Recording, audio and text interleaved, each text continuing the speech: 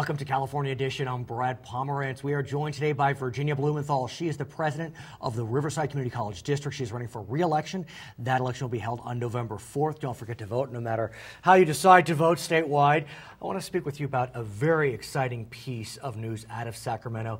I admit I'm a bit of a partisan on this. I kind of like this piece of legislation. It's not Democrat or Republican. Correct. It's known as SB 850. It is a groundbreaking piece of legislation which allows up to 15 community colleges in California as part of a pilot program to offer a 4-year bachelor's degree. That's correct. Actually, it's not 15 colleges as much as 15 districts. No matter how many colleges you have within a district, the district can only have one. And this is a groundbreaking piece of legislation in California. However, it's not throughout the United States.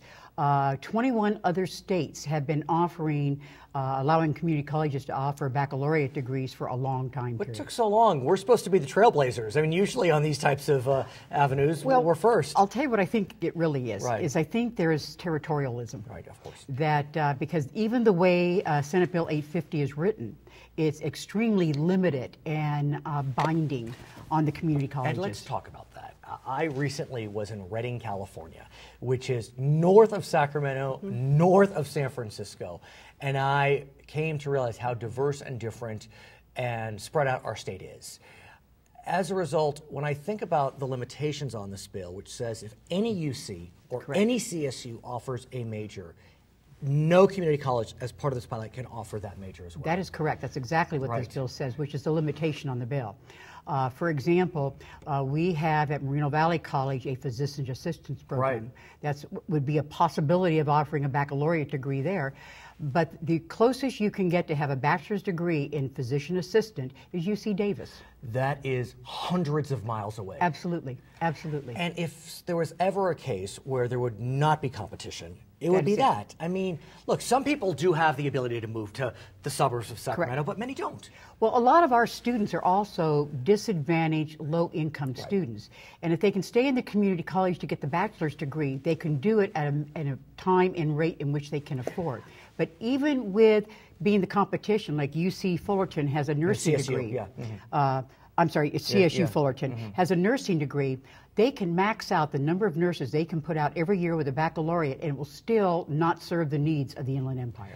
We are so underserved. Right, and it's doubly relevant in that the Inland Empire just opened its new UCR Medical School. That's correct. And so there's going to be an additional need for medical professionals surrounding doctors. As you know, at UCR Med, by charter, I'll call it, half the class must come from the Inland Empire. That's correct, and they have to make a commitment to stay in the Inland Empire. And so right there, those doctors will need accompanying nurses, physician's assistants. We have a major shortage of nurses right now, even those with AA degrees. And what's happening is your hospitals and your hospital type of facilities are now requiring RNs to have bachelor's degrees.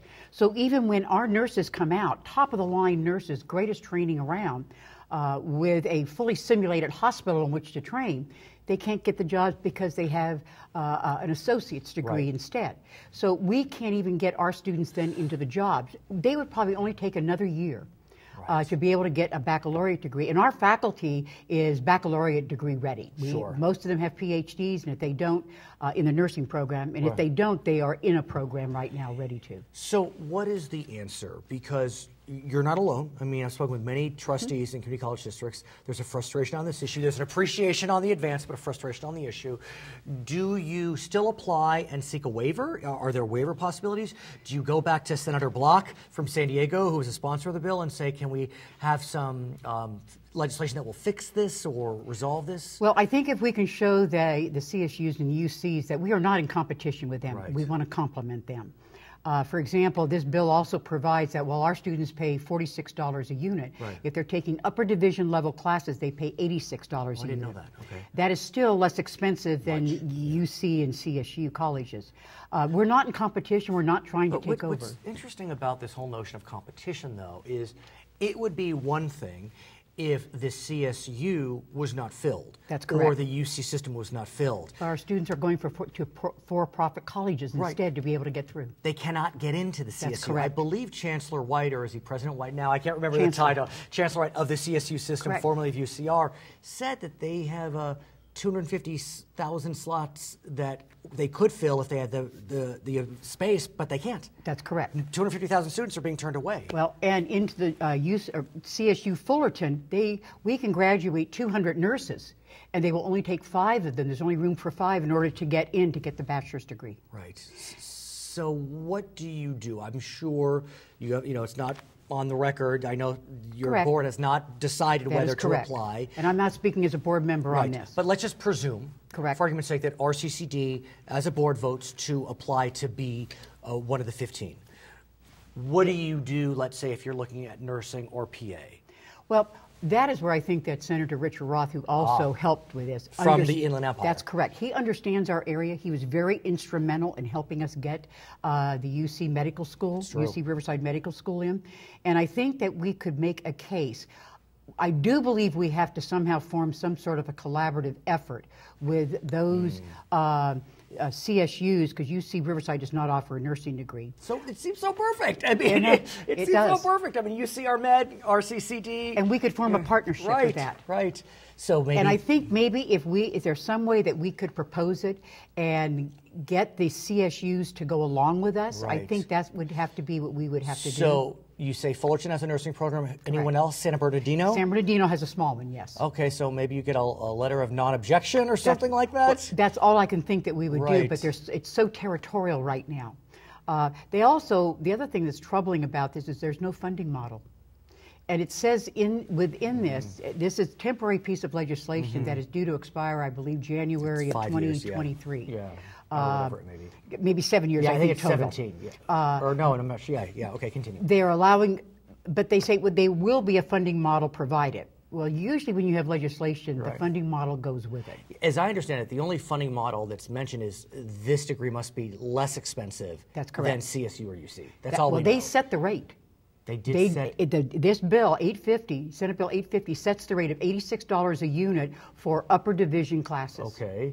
So when you say a funding model, meaning the community college system needs to have... Right. See, whatever tuition we get goes to the state general fund. Right.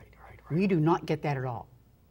Are you surprised this made it? Because I know Senator Block had tried, I think, 2 other times. And I got to tell you, I was nervous on behalf of my friends who are in community colleges, because Governor Brown, I think this was signed on the second to last day that he had. It was signed this past Sunday. Yeah, so clearly, I mean, this was not... What bothers me about it is it's so filled with limitations that it's almost set up for failure. And I don't want that to happen. If we can make it through this and show that we can produce the quality output, and at the same time, we're not overlooking our workforce development. Of course. We cannot forget the mission statement of community colleges. We have to still take care of that. But we're talking about putting people, nurses, physician assistants, into the workforce. And if they get the baccalaureate degrees from us, they're more likely to stay in our community and help to serve this underserved area. And one could argue, if you could save money on bachelor costs, you can use that for masters. I mean, there are... Absolutely. I have a cousin who is a master's of science in nursing. Correct. And that only makes her all the more marketable. And masters can be expensive, so instead of, the same kind of battle was fought between the CSUs and the UCs over PhDs. Right. And CSUs now can offer PhDs? Yes. Well, in teaching. Only in teaching. Right. And so, like you said, it's history repeating itself. That's correct. And the CTA, the California Teachers Association, has gone in a stance against this. And so I don't want to see this fail because everyone has put up so many obstacles. I'd rather to be given an honest chance to show that we can put out a quality baccalaureate degree in those areas that are underserved. It's going to work. You'll make sure of it. You'll make sure of it. Her name is Virginia Blumenthal. She is the president of the Riverside Community College District. She is running for re-election. That election November 4th, of course. My name is Brad Pomerantz. It's California Edition.